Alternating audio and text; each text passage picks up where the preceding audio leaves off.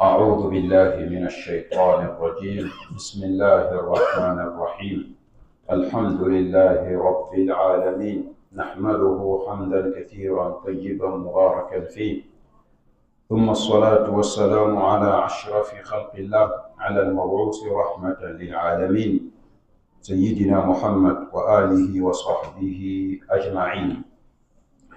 Toutes les louanges et tous les remerciements appartiennent à Allah subhanahu wa ta'ala, le tout miséricordieux, le très miséricordieux. Nous nous demandons l'aide et pardon.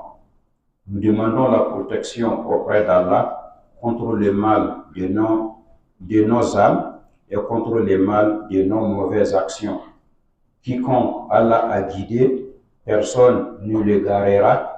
Quiconque Allah a égaré, personne ne le guidera.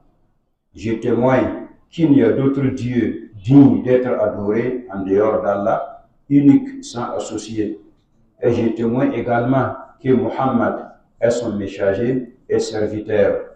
Que la paix, la bénédiction et la salutation d'Allah soient sur lui, sa famille, ses compagnons, sur tous ceux qui vont suivre leurs pas jusqu'au jour dernier. Très chers frères et sœurs en islam, nous remercions Allah subhanahu wa ta'ala qui nous a facilité d'être ici aujourd'hui, de vivre quelque temps avec le noble Coran dans une bonne maison parmi les maisons d'Allah où nous avons récité le Coran et après ça, on a fait l'interprétation de certains versets.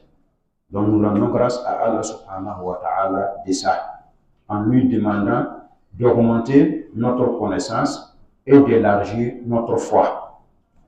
Donc s'il plaît à Dieu, ceci est un petit résumé de l'interprétation de la fin de la sourate As-Sajda, la sourate numéro 32, du verset 26 au verset 30.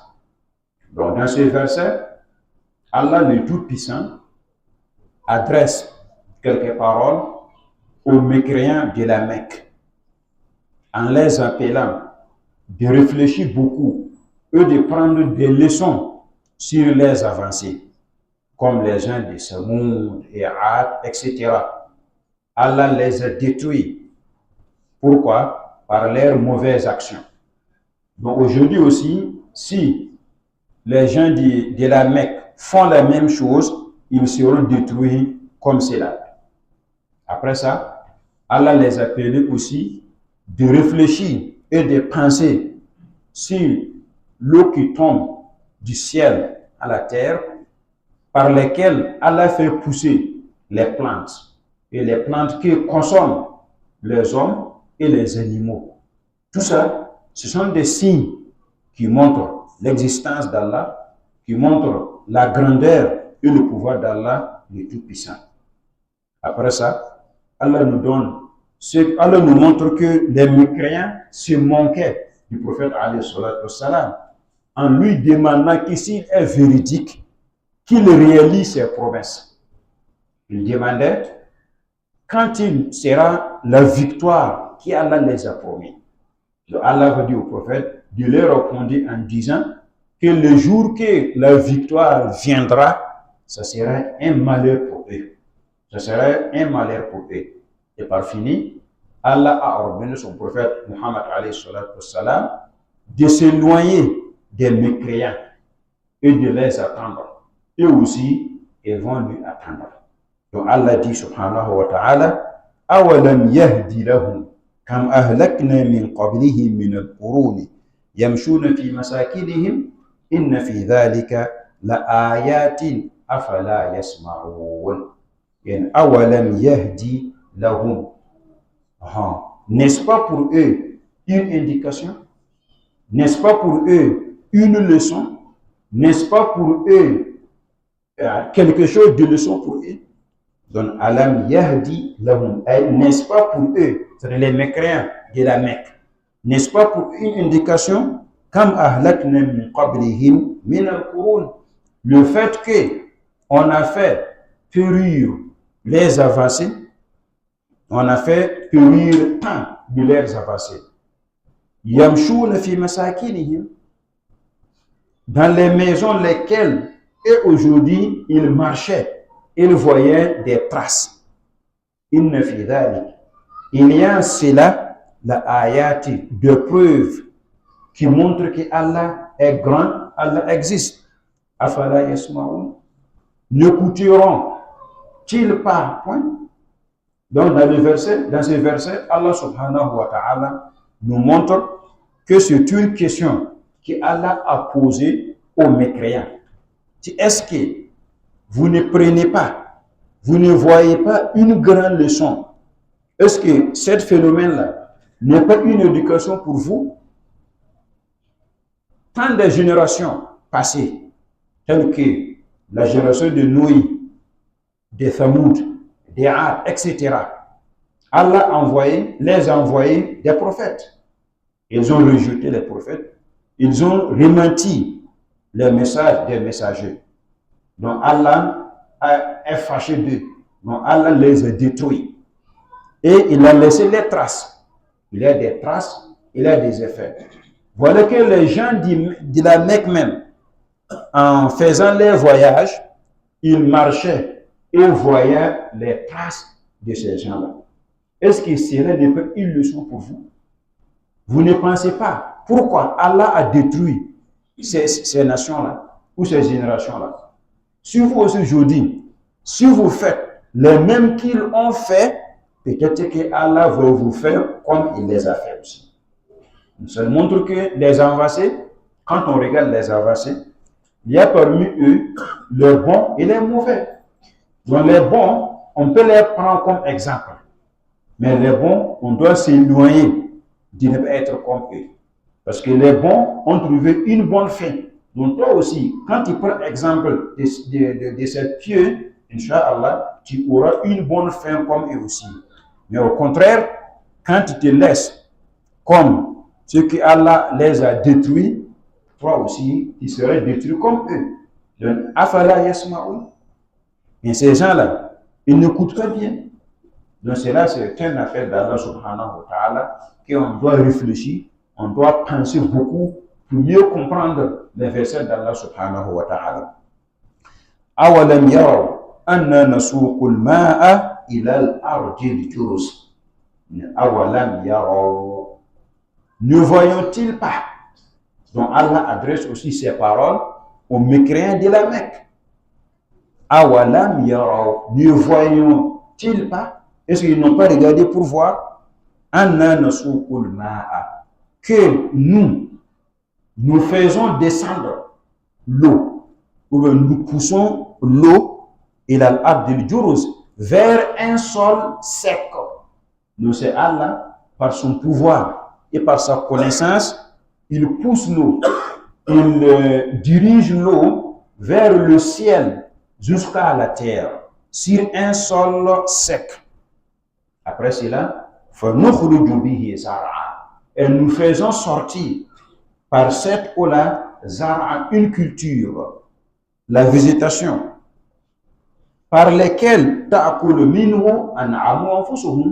dont vous et vos bestiaux, vous consommez ces cultures-là. Donc l'eau tombe sur la terre, Allah fait pousser des plantes, des arbres et des herbes qui sont des végétations. Donc, ces végétations-là même que vous-même, avec vos bestiaux, vous consommez ça. Ne regarde-t-il pas donc? Ne réfléchis pas sur ces travaux d'Allah subhanahu wa ta'ala. Dans ce verset aussi, Allah lance un autre appel. Pour nous tous, qu'on doit réfléchir, on doit penser beaucoup sur cette création. Comme vous voyez, la terre est chère, le sol est sec. Il n'y a aucune plante qui peut se pousser dans ce sol-là. Et malgré tout ça, c'est Allah subhanahu wa ta'ala qui va faire tomber la pluie. Donc, l'eau tombe sur la terre. Après ça, Allah va faire sortir maintenant les plantes, les arbres et les herbes, qui seront de nourriture pour les êtres humains et pour les animaux. Donc, pensez bien. Qui peut faire ça que Allah subhanahu wa ta'ala? Est-ce qu'en dehors d'Allah, est-ce qu'il y a quelqu'un qui peut réaliser ça? Qui peut faire tomber l'eau? Qui peut faire pousser des arbres? Qui sera nourriture pour les êtres humains comme nous et pour les animaux? Mais c'est Allah seul qui a le pouvoir de faire cela. Donc, on doit penser beaucoup, on doit réfléchir beaucoup. Donc, c'est ça que Allah veut de nous, qu'on pense, parce que quand tu penses beaucoup, quand tu réfléchis beaucoup, c'est là que tu vas voir la grandeur d'Allah subhanahu wa ta'ala. Comme je donne souvent des exemples. Nous voyons des choses que les Blancs ont inventées ou ont fabriquées.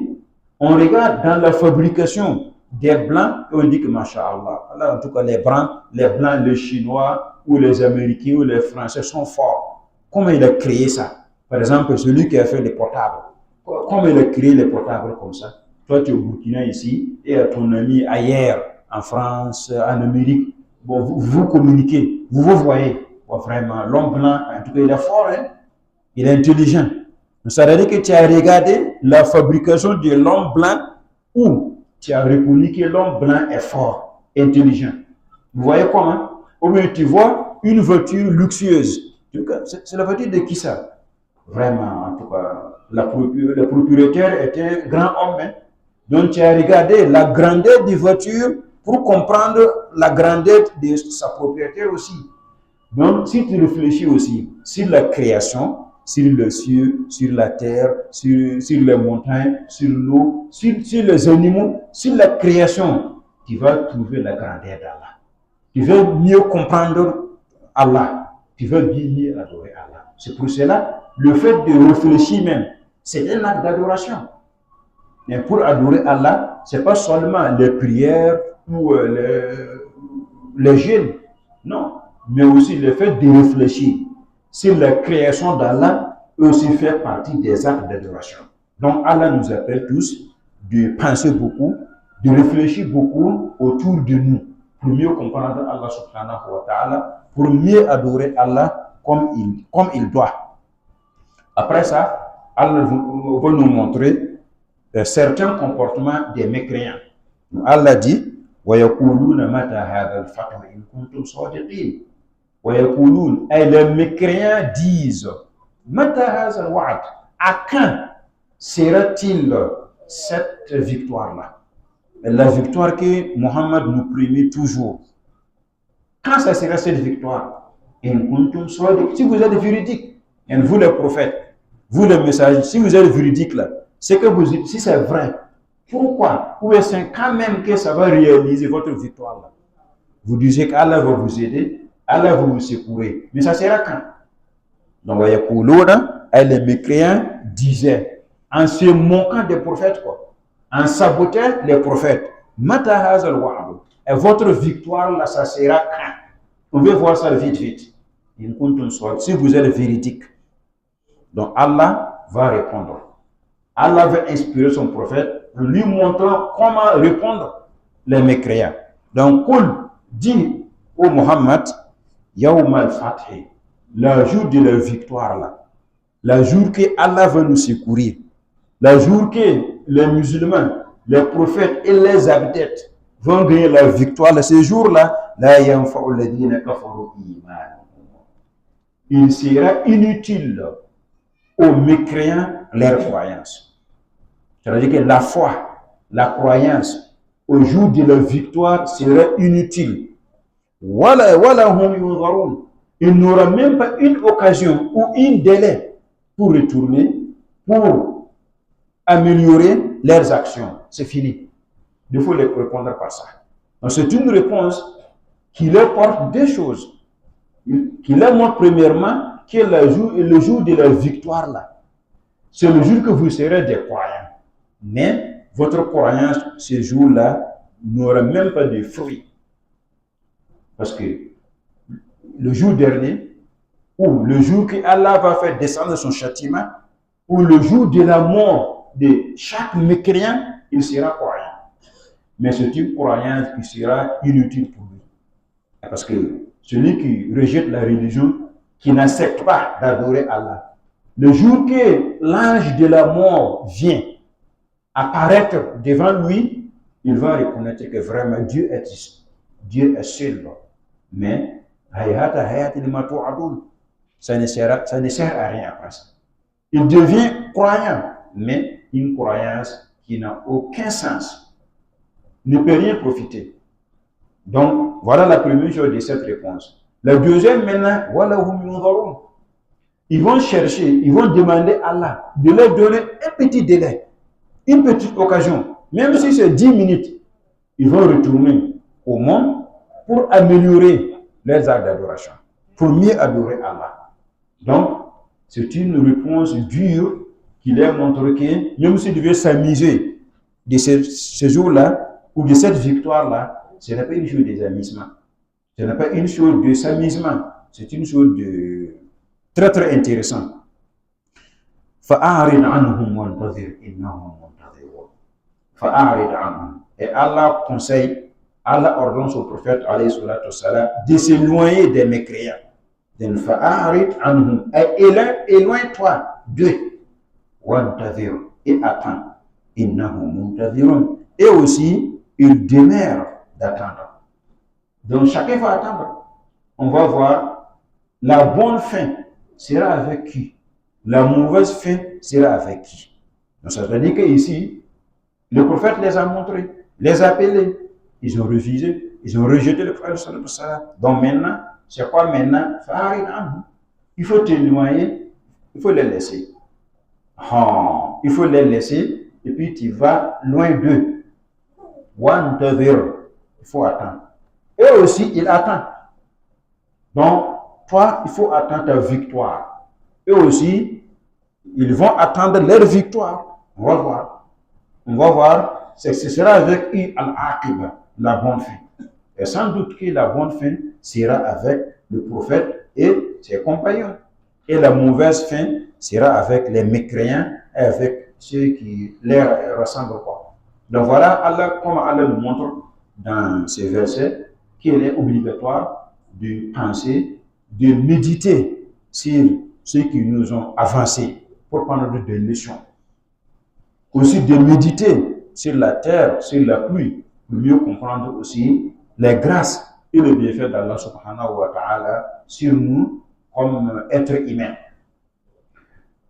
Frères en islam, pour terminer, permettez-moi de vous exposer une petite leçon concernant la transaction avec le Noble Coran.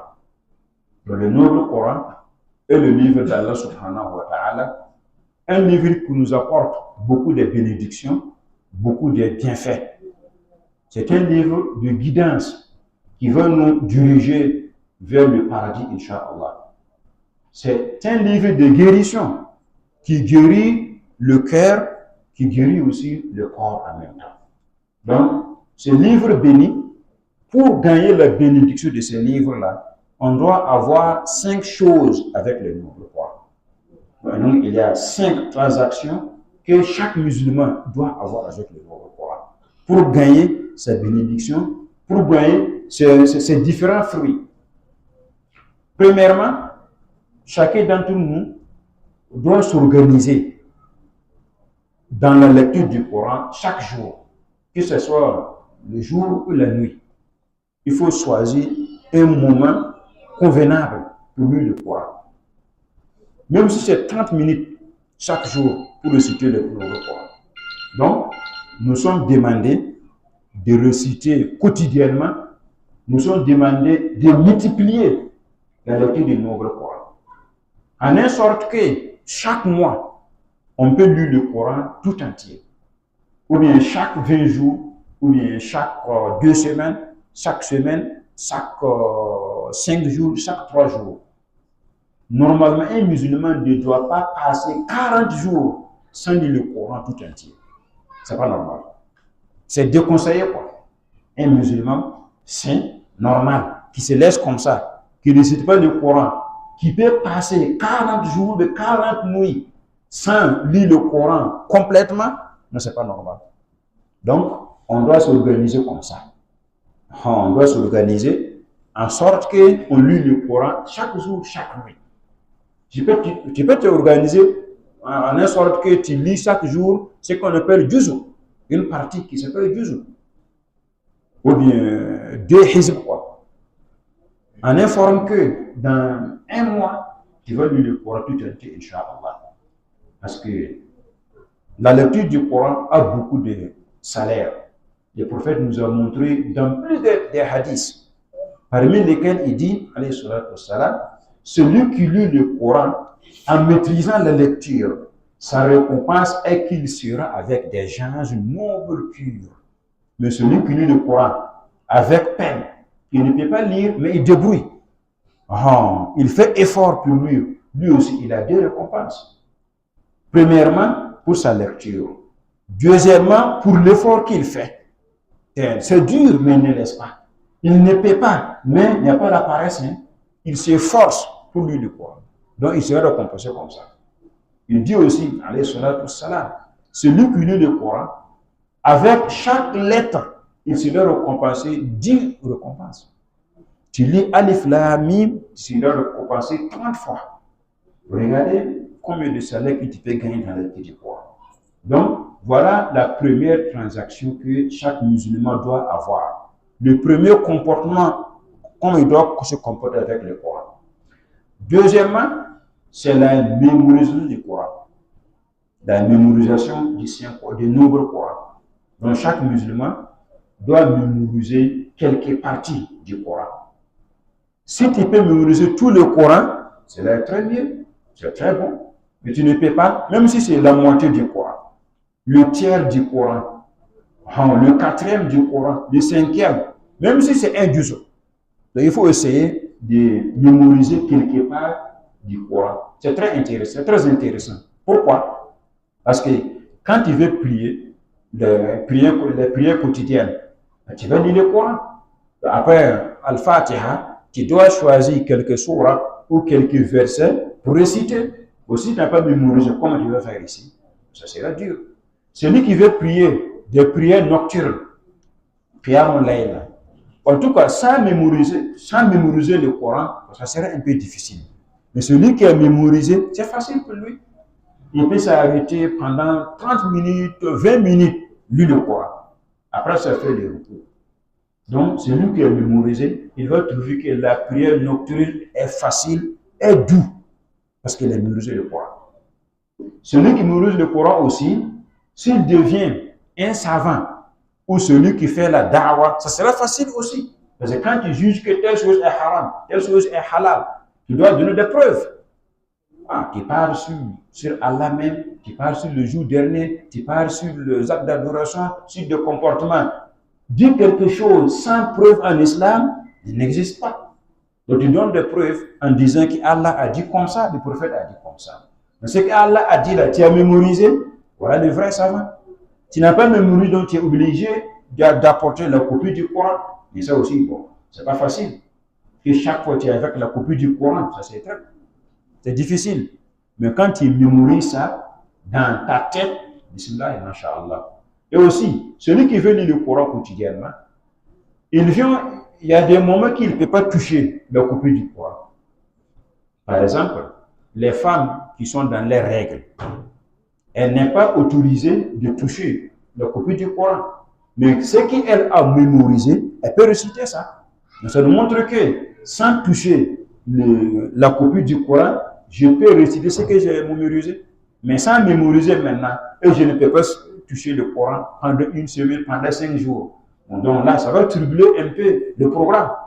Ça va troubler le programme ici. Donc voyez comment c'est très important de mémoriser le Coran tout entier, ou la moitié, ou même un tiers. Ça, c'est très intéressant. Donc, la 3e transaction du nouveau Coran, c'est le fait de comprendre les sens des versets coraniques. C'est ce qu'on appelle tafsir là. Donc, chacun d'entre nous doit se organiser pour avoir écouté l'interprétation du Saint-Coran. De temps à temps, il faut avoir un cheikh, un savant, que tu peux l'approcher, qui peut te montrer les vrais sens de ces versets. Parce que le Coran, c'est un message d'Allah envers nous. Allah nous parle. Allah nous dit, moi Dieu, je suis quoi. Allah nous montre, pour m'adorer, il faut faire ça et ça. Allah nous montre aussi, nous donne beaucoup des histoires, beaucoup de leçons. Mais si tu ne comprends pas l'arabe, et puis tu n'écoutes pas le tafsir, comment tu vas comprendre ça? Mais c'est impossible. Vous voyez comment c'est obligatoire que chacun d'entre nous doit avoir le tafsir du Coran. Par la grâce d'Allah, aujourd'hui, on a beaucoup de mosquées où on fait des tafsirs. Et aussi, par les médias, par les nouvelles technologies, on peut gagner beaucoup de tafsirs. N'importe localité, n'importe qui, n'importe quoi, tu peux gagner. Donc, je vous appelle d'avoir beaucoup d'efforts pour comprendre le Coran. Malheureusement, la plupart d'entre nous ne connaissent rien du Coran. Quand tu regardes parmi 10 musulmans, je peux dire que parmi les 10 là, peut-être que 8 ou 9 même ne connaissent même pas le sens de Surat al-Fatiha. Alhamdulillah. Surat al-Fatiha, la première surat là. Si tu demandes les musulmans, qu'est-ce que ça veut dire Alhamdulillah bil alim rahman jusqu'à la fin du surat. Parmi 10 personnes, si tu as gagné 2, donc c'est beaucoup. C'est beaucoup. Mais pourquoi? Il y a des savants, il y a le Coran, il y a toutes choses. Mais il nous manque quoi? La volonté. Il nous manque la volonté. Mais qu'Allah nous facilite le fait de chercher à savoir le Coran. Donc la quatrième transaction du nouveau Coran est le fait de réfléchir sur ce que le Coran dit. Donc le Coran, Allah l'a fait révéler pour qui? Pour ceux qui ont raisonnable, ceux qui peuvent penser, ceux qui peuvent réfléchir. Donc nous sommes appelés toujours de réfléchir sur le Coran. Allah nous parle sur les cieux, sur la terre. Allah nous parle des montagnes. Allah nous parle des eaux, des oiseaux, de l'être humain même. Donc il t'appelle, il faut réfléchir, il faut réfléchir. Allah dit par exemple, أَفَلَا يَنْظُرُونَ إِلَى الْإِبِلِ كَيْفَ خُلِقَتْ وَإِلَى السَّمَاءِ كَيْفَ رُفِعَتْ وَإِلَى الْجِبَالِ كَيْفَ نُصِبَتْ. Il faut regarder comment Allah a créé toutes ces créations-là. Donc, dans ta pensée, tu vas mieux comprendre Allah. Tu vas voir la grandeur et le pouvoir d'Allah subhanahu wa ta'ala. Et c'est là même que tu vas connaître vraiment que Dieu digne d'être adoré. On doit le craindre comme il doit. Vous voyez comment? Et dernièrement, on doit se comporter avec le Coran en pratiquant ses enseignements, en pratiquant ses informations. On doit travailler conformément à ce que le Coran nous a enseigné.